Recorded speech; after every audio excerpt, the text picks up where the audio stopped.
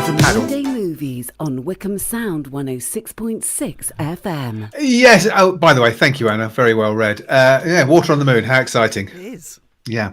It's Monday evening. It's just gone 7 o'clock. It's time for Monday Movies. Duncan Strip here with you, along with Toby and Luke, here for an hour of film reviews and news. Looking suave and sophisticated, gentlemen. We've both had a haircut, I think.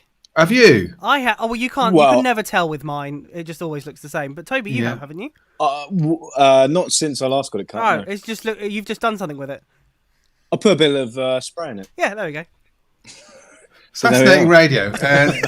Any listeners we did have at the start have now gone. Yeah. Anyway, this is Monday Movies. If you want to get in touch, you can. You can email mondaymovies@wickhamsound.org.uk. We're on Facebook, Twitter, YouTube, Instagram, and MySpace. I think I'm missing. And MySpace, that's it. Just search for Wickham Sound. If you want to watch us, we're live on our Facebook and YouTube channels. Hello, everybody. Hello.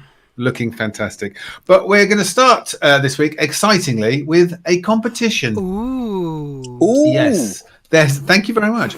There's a new film out in cinemas now. It's called 2x2 Overboard, the sequel to the film 2x2.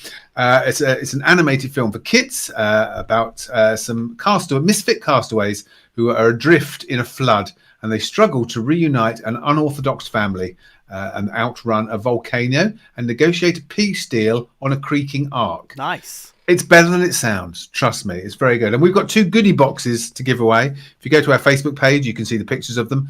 They're in nice little crates, and you get some masks of the characters in the films. A luau, I think that's what it's called, isn't it? Yes. The thing they put around your neck in Hawaii. Yeah. A luau. Right. Yeah. Some colouring pencils and a T-shirt Nice. and something else. What size? Well, children's size. Well, it's a Toby, children's film, Toby. You can't win Toby. it. If you want to have a crack at winning, we've got 2 to give away, and we're going to give them away at the end of the show. You need to email in or WhatsApp your answer to a simple question. The email address is mondaymovies@wickhamsound.org.uk, or WhatsApp your answer to 01494449900. Question very simply: one of the characters in the film is voiced by Tom Fletcher. Which popular vocal group is he a member of? I know. Yes, but you can't enter. Okay. That's Tom Fletcher is a member of which band, and he voices one of the characters in the film. Email mondaymovies@wickhamsound.org.uk, or WhatsApp your answer to 01494449900. 2 winners will be drawn at random at the end of the show. Duncan. Yes. When you count down from 3, the prizes will appear on the stream if people are watching. Very exciting. 3, 2, 1. Oh, There they are. They look nice, Look don't they? at They look that. good. They do. Nice. They look lovely. Yeah. And I've just checked, Toby. It's definitely a small Yeah, it's T-shirt. definitely a small. Sorry, Toby. So yeah, Gutted. you can't have it. I know. It's nice though. Good for kids. This looks very nice. Yeah. Very, very good for kids. Okay. Anyway, how are you 2? Good, thank you. Yes. good. Another Monday's here. Another Monday's here, excitingly, and we're here for more Monday Movies. Yeah. And we've got reviews coming up of, amongst other things, American Murder, The Family Next Door, Rebecca, Borat, and Onwards, Nice. as well as many other things, because we've all watched a few things. We've watched things. We've watched things for a change. Would you like to start off with the top 10? No, what I thought, we will. Yeah, so we will. I'm joking. Come on. Of course, we're going to have a top 10. This week's number 10, Bill and Ted Face the Music.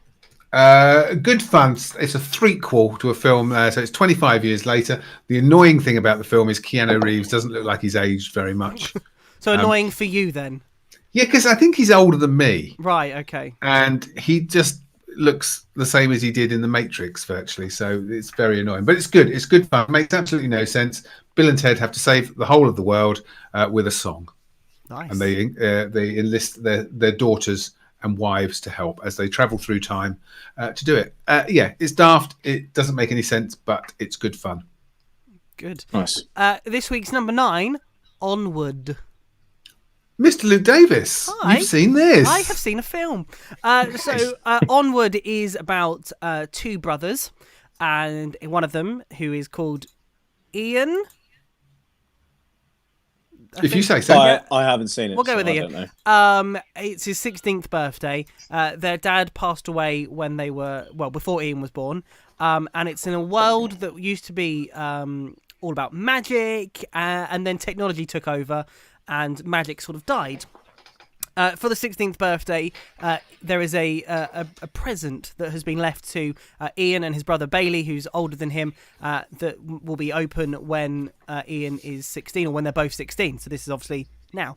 And it is a magical wand and a spell. And the spell is to bring back their dad for 24 hours so that he can see both of them fully grown up and, well, I suppose, see what the world's like. Basically what happens is only half of him comes back, and they go on an adventure to get the other half. Does that sound about right? Right. Sounds about right. Good. Yep. And it's very funny. It's sad the ending is very sad. Very different for a Disney film. The ending that you're expecting isn't what you kind of expected, so it's very sad, the ending. But yeah, I thoroughly enjoyed it. I thought it was really, really good. Another great animation by Disney and Pixar, obviously. And I like the concept of the film as well. The fact that it's a bit like our world, by the fact that, you know, everything used to be steam powered and, you know, or like hard labor. I don't know what the word is I'm looking for. Nor do I. No. Let's go with hard labor. Hard labor, yeah. And you know, but then technology took over and things do everything by themselves sometimes. And I like the fact that, you know, it was all magic, but now technology's taken over. So I like the similarities. So yeah, I thoroughly enjoyed it, really enjoyed it, and I would give it an 8. Oh, yeah. High score. That is an 8 from Luke for Onward, which is available to watch now on Disney Plus. Yes. Disney Plus, as they say in France. Do they? No. No, I didn't think they did. Well, they must do. They're Disney Plus. Is that what the French translation of plus is? I think Plus is French for plus, yes. No, well, if Luke Cashman's watching, he'll shortly tell us. This week's number 8 is I Am Greta. I haven't seen that. It's not showing locally, I don't think. It's a documentary about Greta Thunberg. Ah, okay. So I'm sure it's very interesting and very worthy. And let's say we like it. Okay. Because we don't want to get the wrath of the No, climate that's true. change. So no. This week's number 7, Hocus Pocus. Apparently, this is the most successful re-release of the year. So lots of films have been re-released. You know, Back to the Future, Indiana Jones, Wars. all the Rockies, the Star Wars have all been re-released. Hocus Pocus has been re-released just in time for Halloween, and it's become the most successful re-release. If you haven't seen it, it's a family comedy with Bette Midler, Sarah Jessica Parker, and Kathy Najimy as 3 witches. I haven't seen it since it first came out, so No, I haven't I either. can't remember whether I like it or not. But if you do want to watch it and you don't want to go to cinema, I think it's available on Disney Plus. Yes, it is available on Disney Plus. Yeah. Or as they say in France, Disney Plus. Do they? Disney. This week's number 6, On the Rocks, Duncan. Oh, on the right. I didn't realise I come into this so quickly. I'm not prepared. Okay, so this is a film. It's out in cinemas now, but it's also available on Apple TV Plus. It reunites the director Sofia Coppola with Bill Murray. He plays a very successful businessman. I never actually think you find out what he does, but he's just very rich and very successful, and he's trying to reconnect with his daughter. His daughter thinks that her husband is having an affair. She's happily married. She thinks she's happily married, live in a gorgeous loft apartment in New York, but she thinks her husband is having an affair.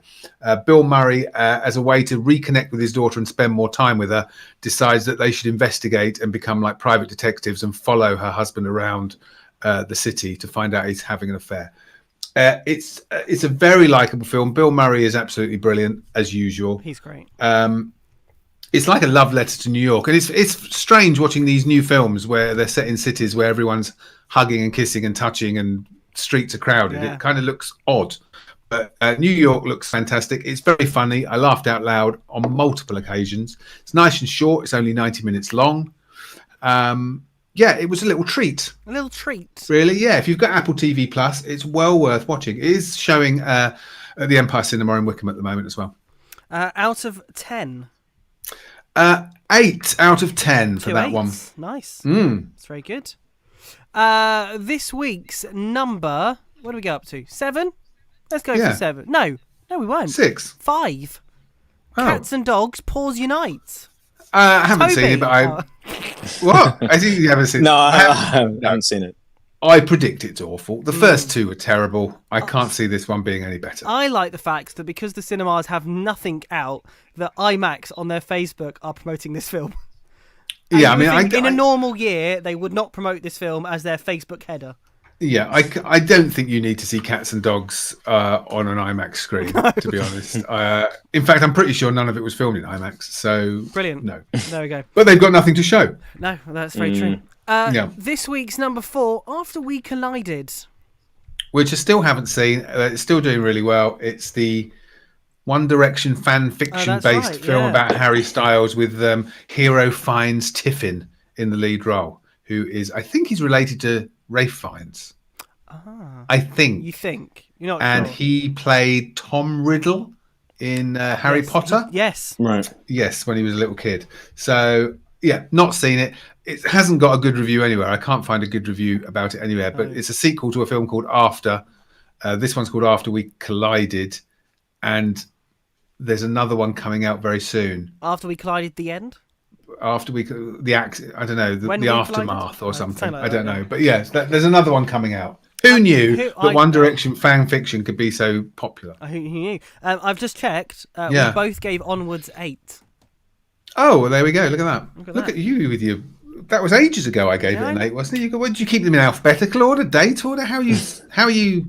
I just used my eyes. You're not doing it on a spreadsheet, are you? Because we know with track and trace what can happen when you're using a large spreadsheet. I am using it on a spreadsheet. Okay. There's only 25 entries though so far. Yeah, but have you backed up? I have backed up, yeah. Good. I'm using the latest version as well.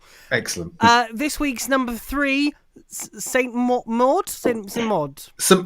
How is that difficult for you to say? I said Mude. Saint Maud. Saint Maud.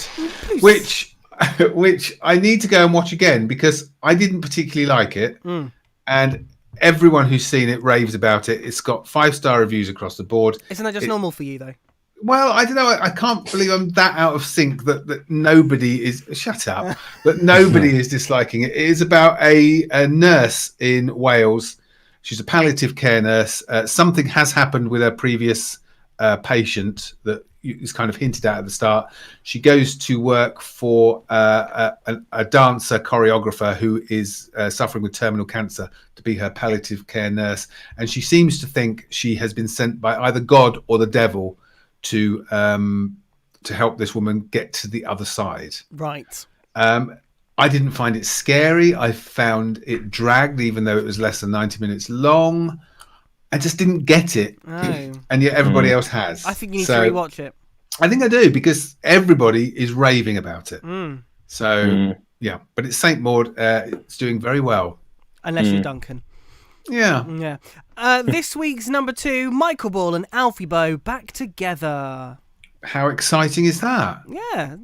You're not a fan? It's not a film, though, is it? It's a recording of their concert, I'm guessing. Yeah. That has been re-released, I think. Yeah, because they're not doing it now. No. Because Michael Ball's just itching to get that dress on and get into Hairspray, isn't he? That's what he's waiting to do. He's going into Les Mis before he does that now. Yes, I know. One more day. One day more, but never mind. And surprising for nobody, this week's number 1, Tenet. Oh, thank goodness, Toby can talk. I say this every week. I need to see it again because a lot of my friends weren't too keen on it. But I thought it was. I don't believe you've told us that before. Yeah, I've probably said that for about 4 or 5 weeks now. I do. Oh, okay. Oh, really? Oh, I thought you've been sarcastic. No, I didn't. I don't remember you saying that you've got lots of friends who didn't like it. I did. I can't remember you saying you had friends, Toby. But I quite enjoyed it. It was a great cinema film. I thought the acting was really good. It's just very visually amazing. It is confusing. There are times where you're trying to. The conversation between the characters is very quick, and you don't always get everything they're saying. And there are parts of the story where you're trying to piece it together. But overall, I enjoyed this film. I thought it was quite good. Duncan, your thoughts on it? I think they're pretty much the same. I'm pretty sure Toby's thoughts on the film are getting slightly worse every week. What? I'm pretty sure you were quite positive about it at the start, and now after 8 weeks, you're going, "Yeah, I quite liked it. It was all right." Well, yeah, it's probably because it's been 8 weeks. and a lot's happened in 8 weeks, and I can't really. I mean, I can remember it, but I can't. It's not as fresh in my mind. Okay. But it's not my favourite film of the year. I'll say it that way. What's your favourite film of the year? 1917. Crikey, was that this year? That was January, yeah. Okay, that was. God, that year, yeah. feels like years ago when that was out. Yeah, Oh, okay. But that's on Amazon. That's Prime. now available on Amazon. Yeah. Yes, available free on Amazon Prime. Okay, so that is Tenet. It's number one. We've got reviews coming up of Rebecca, American Murder, The Family Next Door, and Borat 2. Duncan, yes. what's the competition details again if people have just tuned in? Just leading up to that, actually. Yes, we've got 2 boxes of goodies from the film 2x2 onwards. No, Overboard. Yep. 2x2 Overboard to give away. To be in with a chance of winning, just email your answer to this question. That's the email. Tom Fletcher is one of the voices in the film. Which pop group is he a member of? So you can either email to studio@wickhamsound.org.uk or WhatsApp your answer on 01494449900. That question again, Tom Fletcher is a member of which musical bands? Do you know, Luke? I know. Just ring Luke and he'll tell. Ring me. Yeah, ring Luke and he will tell you.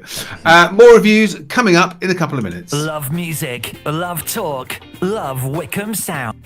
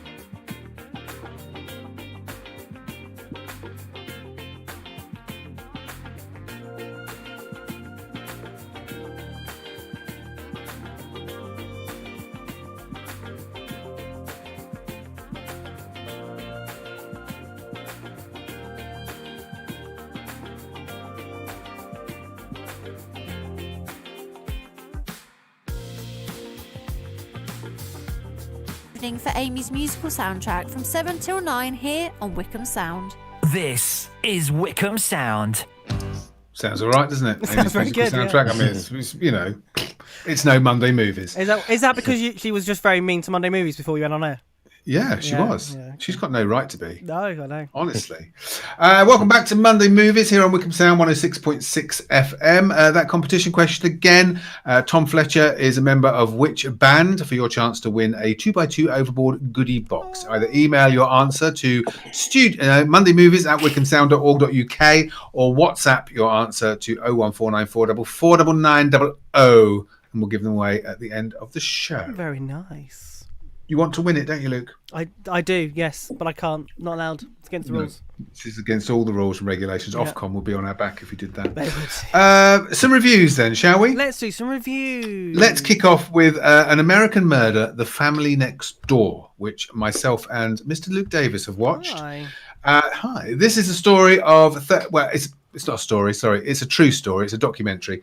It's a story of 38-year-old Shanann Watts and her 2 youngest daughters who disappear one day in Colorado.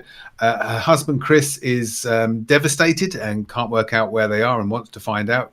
The police get involved and it makes headlines around the world. I just wanted, if I could, but I don't know if I've got it, the klaxon, because we're going to have to spoil it.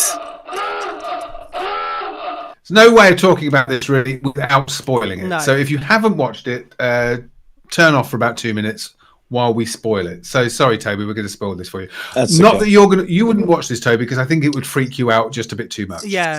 I'm weird about documentaries. This would freak you out. It's- So this was a true story, which, according to Andy, made headlines around the world. I don't remember anything about it, but there we go. What makes it interesting is there are no talking heads. There is no voiceover. No. There are no reenactments. The whole story is told via either webcams, security cameras, cameras that the police have on their uniforms when they're going out to investigate, and a huge chunk of it is told because she basically lived her life via Facebook, so it's told via Facebook videos and pictures. It's a bit like Searching. It's like Searching, but real life. Yeah. So what happens is, and spoilers here. Well, no, the first thing is her husband seems like a perfectly nice, loving, caring husband. You see all the videos of him playing with the kids, being with the family, and he just seems like a perfectly normal person who wants to find out where his wife has gone. When the police come round there the first time, he's like, I don't understand. She's left her wedding ring here. She's left her phone. She never goes anywhere without these things. I don't understand. Where is she? Turns out he's killed them all. Yeah. And he's just lying for months and going on TV saying, if you're listening to this, please come home. I want you back. What was annoying for me was it was called An American Murder, because halfway through I was thinking, maybe they've been kidnapped. Maybe they're hiding somewhere. And I thought, oh no, it's called An American Murder. Yeah. They're obviously dead. So yeah, what it proves is, in a film where the killer is always the slightly creepy, slightly weird looking guy, this just proves that in real life murderers look like the guy next door and could be just the loving husband and father that you go for a beer with sometimes. And the last 20 minutes, happy Monday everybody, happy Monday. And the last 20 minutes when he's in the police interview room being questioned, and he actually explains, well, he tells his dad first, doesn't he? He tells his dad, and he's crying while he's explaining what he did. Oof. I found the last 20 minutes incredibly unnerving. Yeah. And I've thought about it a lot since then. Oh, really? What do you think, Luke? So the shot is a CCTV camera in the interview room, and you don't see his face. You see a side profile of his dad and him sort of at the head of the table in this interviewing thing. And his dad comes in. And was he? I can't remember why his dad came in. Did he just come in? Didn't he? I think, although it's never stated, I think the police probably let him in because they thought he was going to. Right. Because before his dad comes in, I think the female police officer is saying to him, "Now's the time. You want to tell us." Yeah. And the next scene is the father in there with him. So I think they probably thought he might spill the beans if we get his father in. So his dad's like, "Come on, what actually happened?" And he just, something sort of just clicks, and he just goes on this story about the horrific things that happened on that when it happened, and you're just sort of there sat there going, "What? Why? Just how?" It's just, and his dad obviously is just like shocked. And also, but knows that he's done wrong, but wants to support him as well. And you're seeing, someone telling this story, what happened, and his dad fighting with, how to, react, basically. It's very, very weird.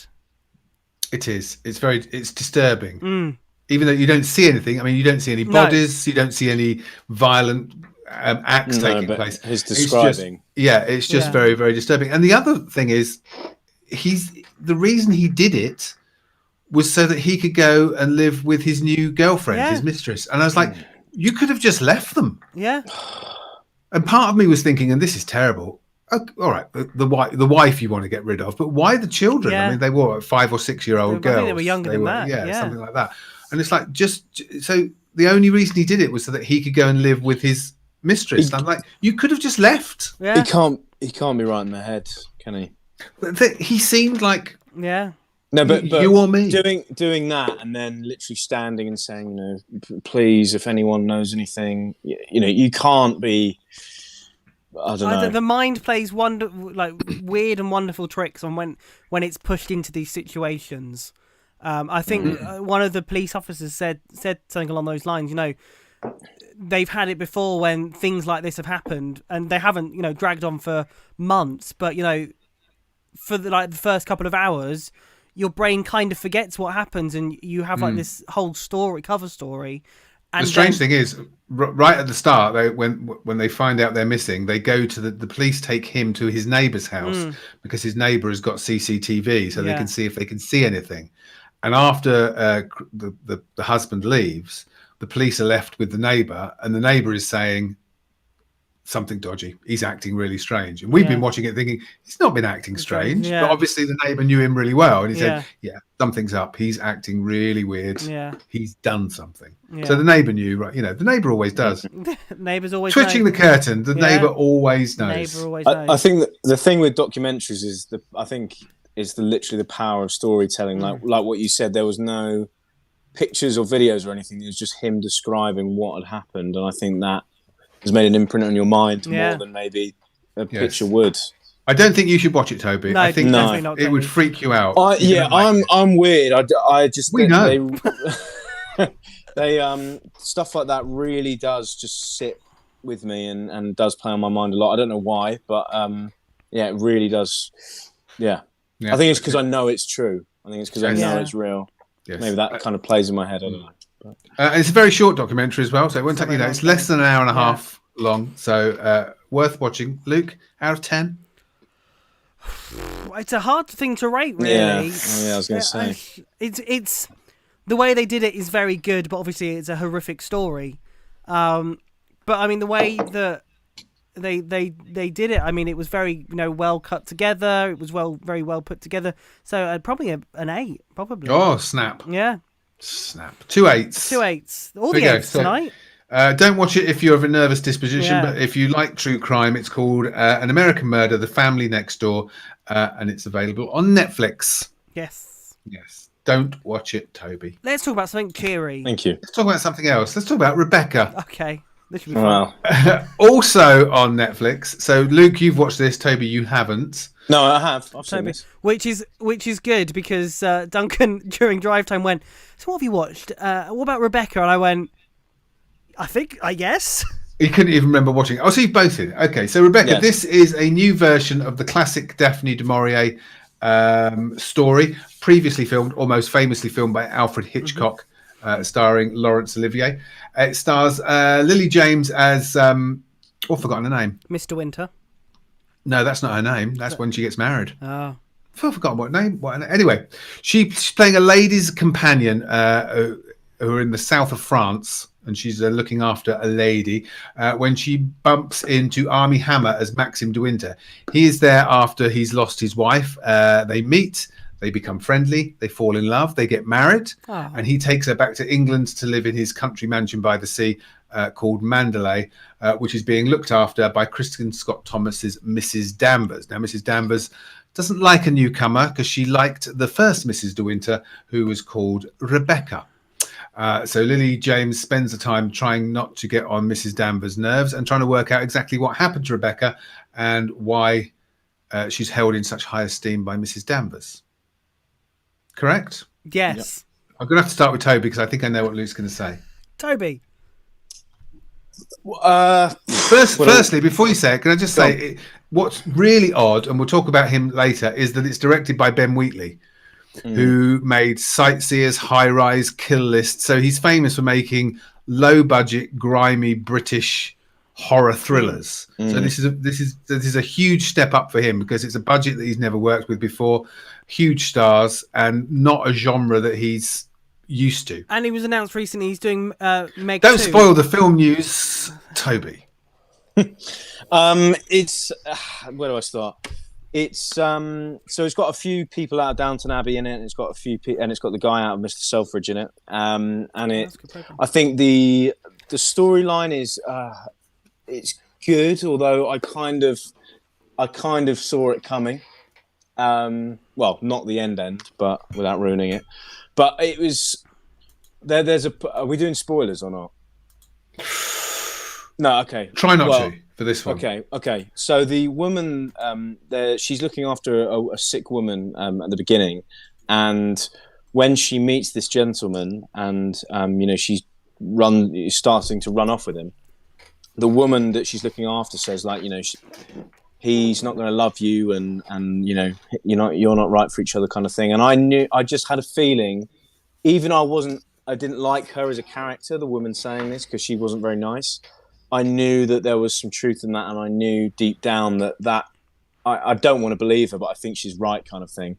But yeah, it's not really my film. Like, it's not really my kind of film. Period drama with a bit of a twist. I don't know. Not really my thing. And I'll cut to the chase. Overall, it started and I was like, okay. And then it started going somewhere and I was like, okay, there's something, there's a mystery behind this. Didn't like the ending at all, if I'm honest. And I've just looked it up. So I've just looked it up to see, out of interest, what it got. It's got 6 out of 10 on IMDb, which I probably agree with. I'll maybe give it a 5. It's got 46% on Metacritic and 45% on Rotten Tomatoes. So, Look at you doing research. Yeah. No, isn't it just so overall, I'm going to be a bit biased because it's not really my type of film. But I think, the acting was great. The characters were good. I just didn't like the ending. And I'd probably give it 5 out of 10. Okay, I'll go next. So we got a sandwich of opinions between the two negatives, because I'm pretty sure Luke's going to be a negative. I really enjoyed it. I thought it's a Netflix film, so it's too long. They're all it was a bit too long as well. Too long. I obviously knew the story because I've seen the original film with Sir Laurence Olivier. I've read the book by Daphne du Maurier. I like the ending of this because it's stuck to the ending of the book, whereas the original film back in the 1950s changed it for obvious reasons. I thought it looked fantastic. The acting was really good. The thing that annoyed me most about the whole film was that the interior of the house obviously did not match the exterior. No. The exterior of the house just was not big enough to contain the sets that were inside. When was it set? Sorry, I was trying to. 1940s, I think. Yeah, I was something like that. And had it just been directed by someone I didn't know, I would give it a higher mark. But because it's written by Ben Wheatley directed by Ben Wheatley and written by Jane Goldman, Jonathan Ross's wife, who wrote Kick-Ass and something else, the Stardust. Yes, Stardust. Great Stardust. I expected it not to be quite so conventional. And what you get is a very conventional period drama. If it had been in black and white, it would look like it would have been made in the 1950s. But I just thought, but I still liked it because I liked the story and I knew, there was no surprises. I knew exactly what was going to happen. So I really liked it. Out of 10? 8. Wow. Nice. Here we go. Mr. Luke Davis. Now, here's the thing. Mr. Davis. I can't really remember what happens in this film. I've watched it because I looked on Netflix, and I remember it looking very nice. And look, I agree with you, Duncan, that things inside obviously don't go in that house. No. Nice, but I can't really remember what happened. So I think that possibly says more. Were you drunk when you watched it? I don't know if I fell asleep maybe while I was watching it. I'm not sure. I can remember Lily James being in it. Right. Yeah. I'm starting to worry about you. I would. Do we need to send a doctor around? I think so, possibly. I'm thinking that I may have fallen asleep while this. Yeah, I think this film was on. Yeah, I don't think we can take your opinion No. or marks. It for looked this film. nice. Lily James was in it. She's great. Yeah, no mark from you. Well done. No, okay, good. It'd have been easier if you just say I haven't watched it. No, I know. Wouldn't it? Yeah, a lot easier. Okay, that is Rebecca. It's out now on Netflix. Don't fall asleep. No, don't fall Don't make asleep. films 2 hours long.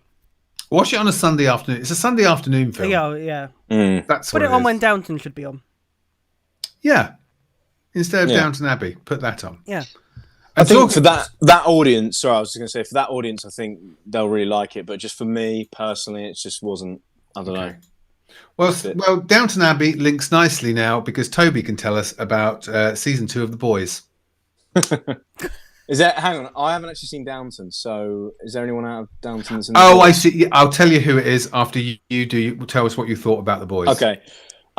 So, Luke, have you seen this? Because I really would love to see your opinion on it. Here's the problem. I He watched. fell asleep.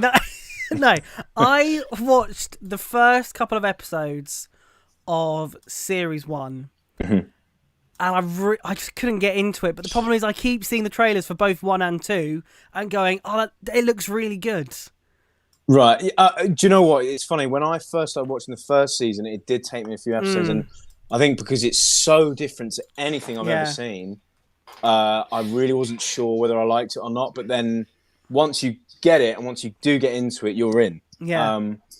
So if I had any advice, maybe try again or stick with it. But Yeah. it will when I will things go start for it. happening. You're like, oh, okay. Yeah. As it's your advice, Toby, I'll take it. It's not Duncan's.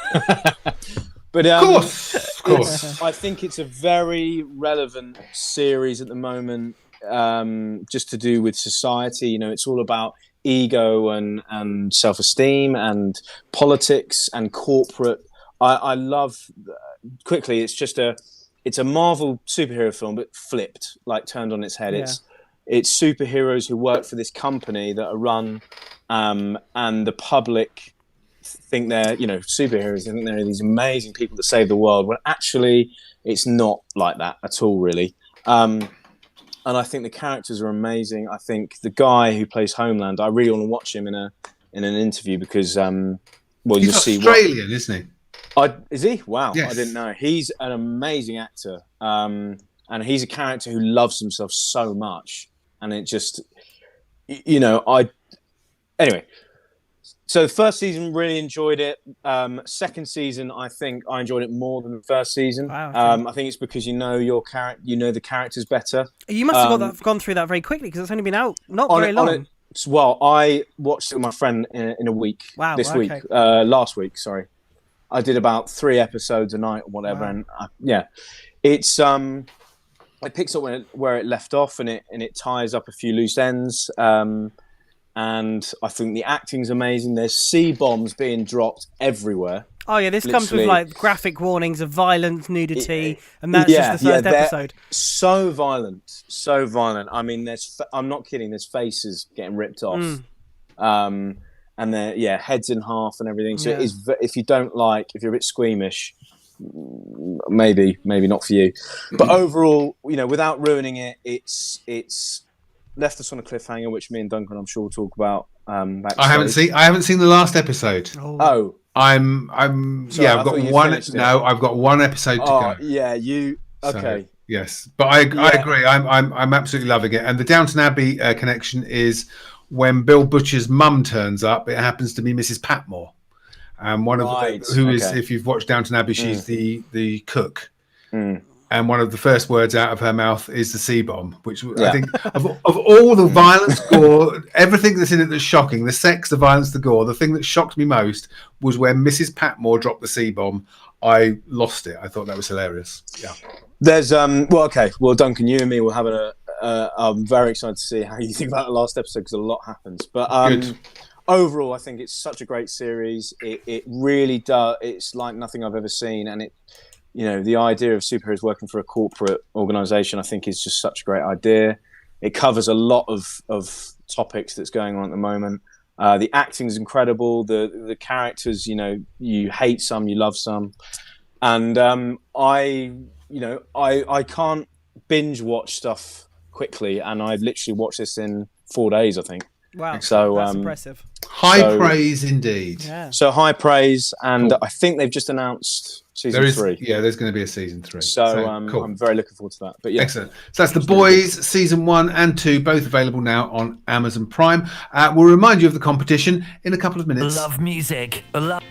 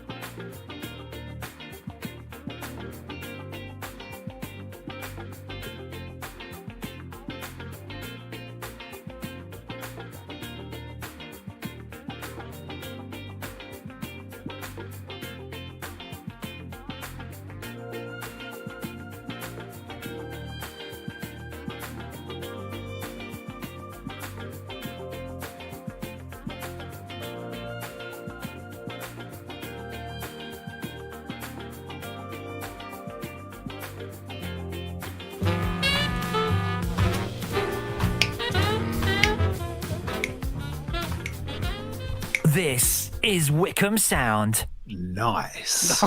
Welcome back to Monday Movies here on Wickham Sound. A reminder of the competition. We've got 2 goodie boxes for 2x2 Overboard to give away.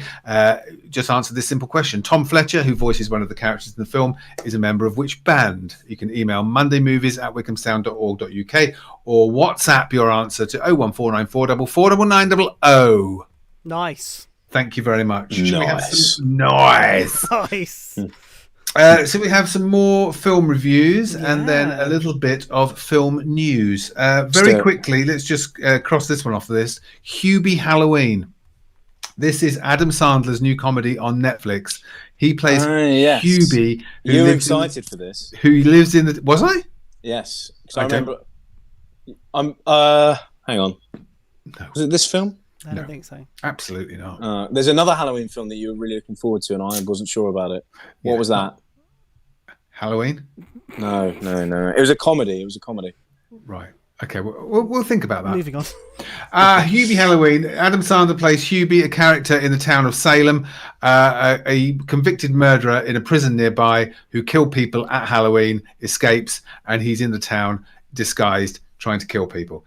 I didn't even get to the end. This was one of the most annoying, obnoxious things. I mean, Adam Sandler in Uncut Gems, which is a Netflix film, is phenomenal and deserved an Oscar. I really need to watch that. In this, he is possibly the most annoying person I've ever seen in a film. He gives himself a speech inflection, which makes him sound really weird. In fact, half the time I couldn't understand what he was saying. The jokes are basically just people falling over and getting hit with things. It is dreadful. Okay. There you go. Don't watch. It is absolutely dreadful. If you want to watch something, watch Hocus Pocus. If you want something funny for Halloween, watch Hocus Pocus on Disney Plus. Don't watch Hubie Halloween. Out of 10? 1. Wow. Can I give something 0? Yeah, why not? No, I'll give it 1 because there was one funny line by a famous actor in it. By the way, there's loads of famous people in it who just turn up to give one-liners. Okay. But oh my god, it is dreadful. Tempted to watch it? No. I think when COVID's over and I was catching up with someone I haven't seen for years, I'll probably put it on the background. But... Yeah, don't. It's terrible. That's Hubie Halloween. Hang on. Toby, you put stuff on in the background if you're catching up with people? Well, no. They're boring. So if you go around his house, he'll say, you want to chat? Let me just put the telly on. No, the point is, because obviously you don't need to pay attention because, Yeah, most people would put music on, but okay. Anyway, the other end of the scale, though, on Netflix, I was going to say Virgin. Then I don't know why. I tell you why I was going to say Virgin is on Netflix is the 40-year-old version. So not the 40-year-old virgin, it's the 40-year-old version. This is a film written, directed, and starring Rada Blank, who is a black comic and American comic and actress. She plays a kind of version of herself, a playwright. Blank. No, what's her second name? Blank. Yeah, it's a joke. Don't worry. I don't understand how that joke worked. Blank. Luke? No, there's nothing there. Move on. Anyway. Okay. Move on.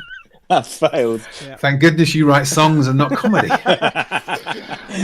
She plays a fictionalized version of herself. She's a playwright. She was one of Time magazine's 30 under 30 to watch, but time has gone on. She hasn't had the hit she needs. She's approaching 40. She finds herself teaching theatre to underprivileged kids in New York. She suddenly discovers that she could use some of her playwriting skills to write rap lyrics and decides she's going to become a rap star. At the same time, she's being courted by a producer to write a version of a play for him, which would mean going against everything she believes in and sort of being commercial when she doesn't want to be. It sounds pretty dull, but it's not. It's really funny. It's really well acted. It's filmed in black and white, which makes it look like Woody Allen's Manhattan. Okay. So it's all filmed in New York, and it looks absolutely beautiful. Black and white photography. You'd appreciate it, Luke, after your 3 years of film and TV. I mean, I'd never heard of Rada Blank before, but she is really good. And I say she wrote this, directed it, and she stars in it. And it's well worth watching. It's a Netflix film, so of course it's 2 hours, 3 minutes long. Oh, okay. Didn't need to be, could have been 90 minutes. But I highly recommend it, especially for you, Toby, because of the musical aspect of it. Okay. Yeah, it's very good. It's called the 40-year-old version. I kind of feel like Netflix say if you want to make a film, you have to make it over 2 hours and 10 minutes long. Yeah. No, I think most filmmakers want to make long films, and studios say no, we need to get as many showings as possible, so keep it under 2 hours. Whereas Netflix just say, here's some money, go make a film. Go for it. You know, yeah, just go for it. Yeah, 40-year-old version. It's on Netflix now. And now another series that is on Apple TV Plus. If anyone's got Apple TV Plus, there's not a lot on there. No, more or less than Disney. Original stuff though. Probably less. Wow. Because they That's don't do impressive. animation. Okay. Because there's original animation on Disney Plus. Yeah. One thing I would recommend though is Defending Jacob. It's an 8-part series. It stars Chris. Not Pine. Pratt. Not Pratt. Hemsworth. Not Hemsworth. Captain America. Evans.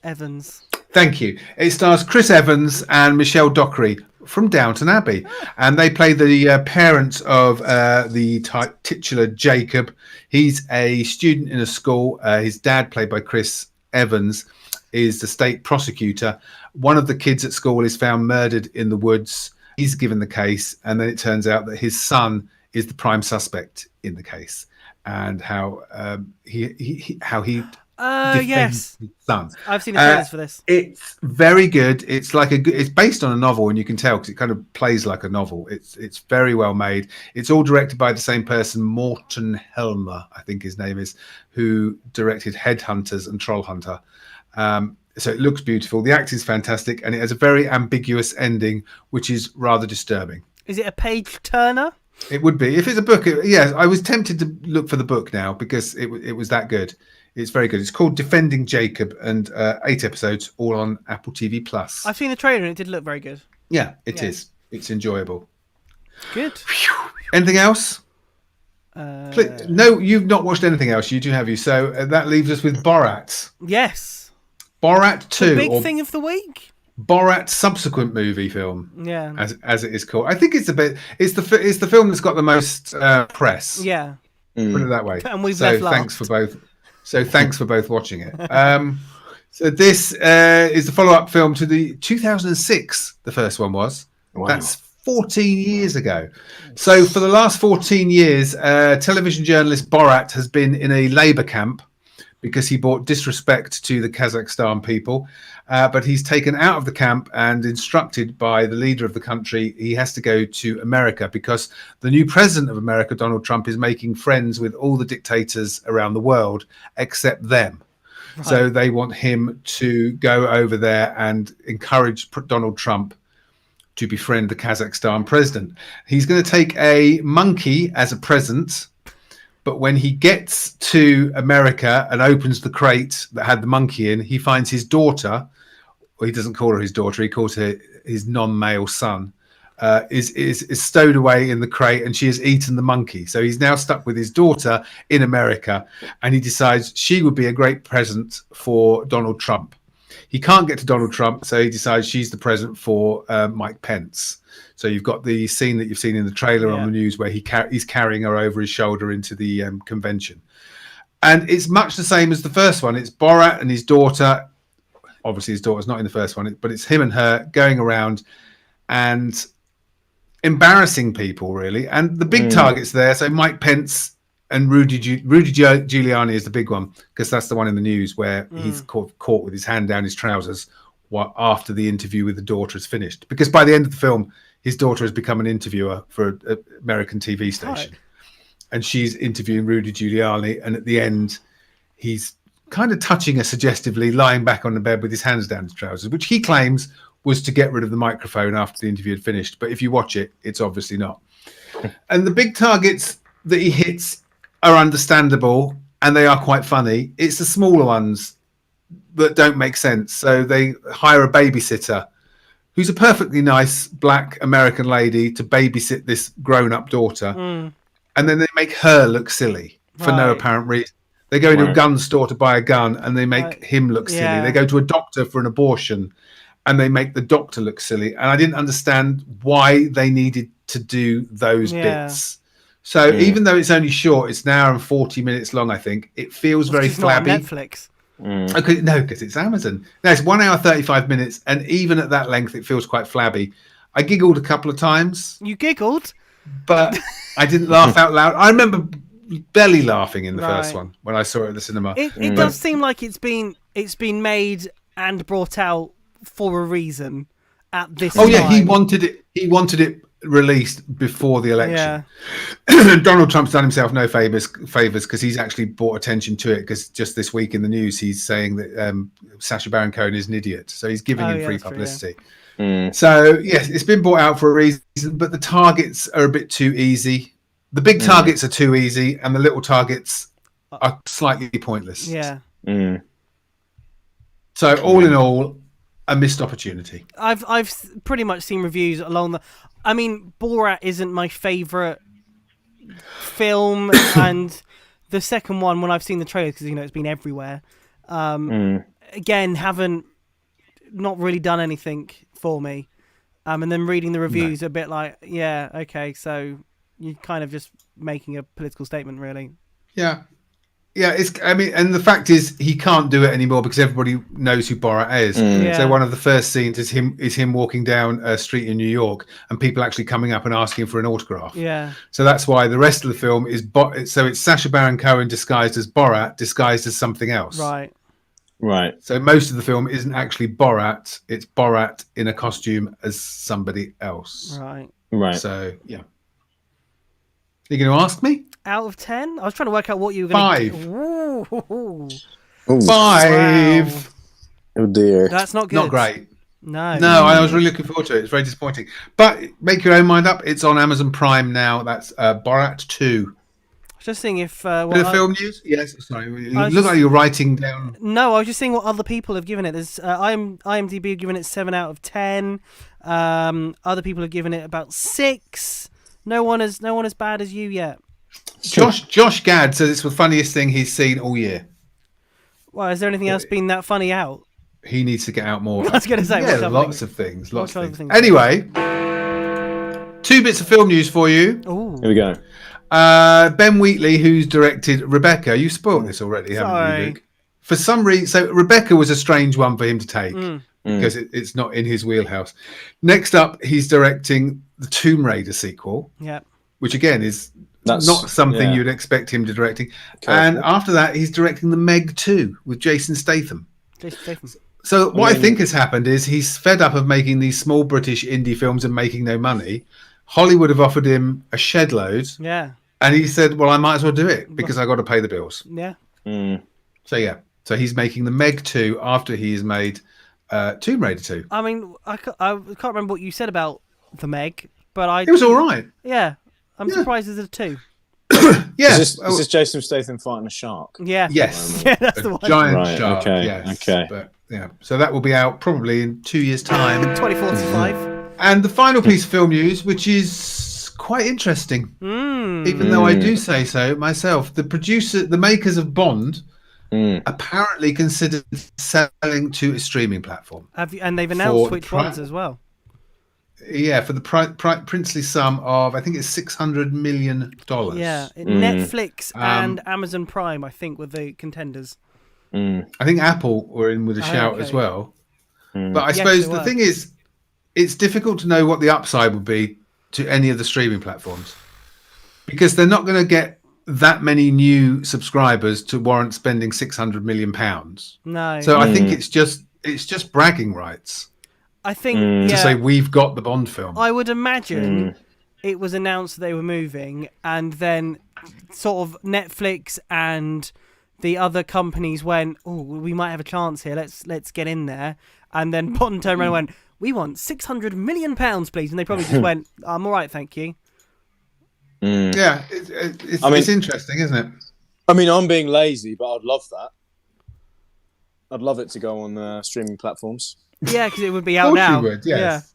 Of course you would. Yeah. But I mean, So if then I that wouldn't did have to wait till happen, April. could you imagine the stuff that the cinemas would, they would be kicking off? I can't remember what the film was in America where they went, were going online. Or it was Warner Brothers, wasn't it? said we're going to put all our films, and that kicked off. But if Bond, because that was the savior of the year, and that's obviously now been moved.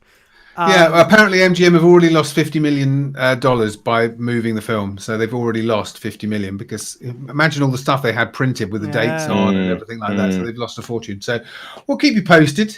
It would be nice if it came to. Be nice if it would be. Yeah. See, the problem is with Bond, and they wouldn't make any money from it doing it this way. But because it's such a big film, having it on Netflix or Amazon is a bit. I don't know. It seems like it's. Only certain people can watch it unless you buy one of them for a month. If it was on BBC or ITV or something like that, which they would never do. No, they wouldn't. It's a bit like with with sports being only on Sky, and now there's no sport really on normal TV. You have to pay for it. It's a bit like that. Yes. Okay. Well, we'll keep you updated. We've got some competition news. We had 2 boxes of goodies for 2x2 Overboard to give away, and we have winners. Julie Harris and Lorette Warner. Well done. Well done to you two. You have won those goodie boxes. What was the answer? They'll be the answer. Well, Tom Fletcher is a member of which band, Luke? McFly. Thank you very much. Of course he is. He's a member of McFly. That's it for this week. Oh. That was technically almost proficient. Nearly there. Wasn't it? We were nearly there. I'm not sure what we're reviewing next week because I'm not sure what's coming out. Netflix haven't announced anything huge. We have some more film news in the podcast that was announced today. Oh, excellent. Oh, no, I tell you what we're reviewing next week that we're all going to watch. His House. Whose house? His House. Yeah, who?